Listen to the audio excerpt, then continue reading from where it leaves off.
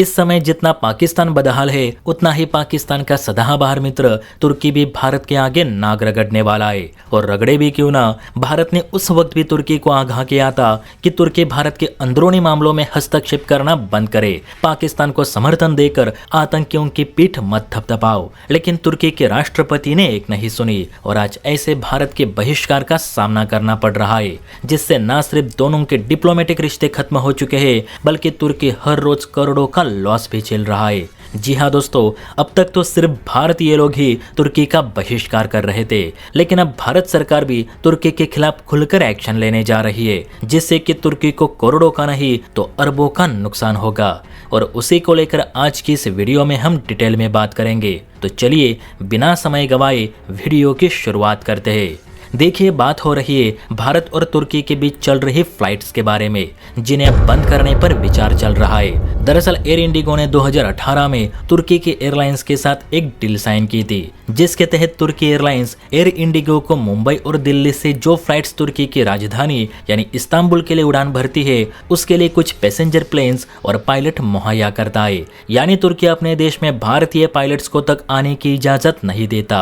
ये इस बात से साफ दिख रहा है। एयर इंडिगो के मुताबिक हमें हर 6 महीने में तुर्की के साथ इस डील को रिन्यू करनी पड़ती है और टर्किश एयरलाइंस हर बार अपने चार्जेस बढ़ाकर ही इस डील पर सिग्नेचर करती है, जिससे कि तुर्की को डबल फायदा हो रहा है। एक तो भारत के टूरिस्ट तुर्की की यात्रा करते हैं, वो पैसा भी तुर्की को मिलता है और हमसे जो कमीशन लिया जाता है वो अलग से।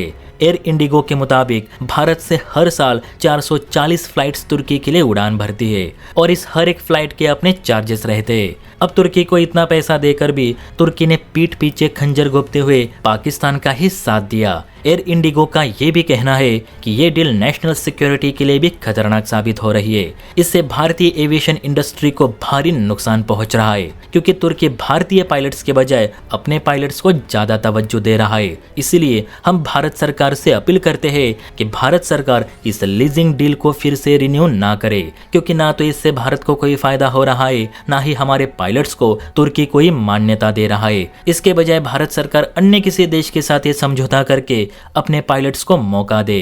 वैसे भी तुर्की ने खुले तौर पर भारत विरोधी कदम उठाने शुरू कर दिए हैं, जिससे कि अब तुर्की के साथ डील करने का कोई मतलब ही नहीं बनता।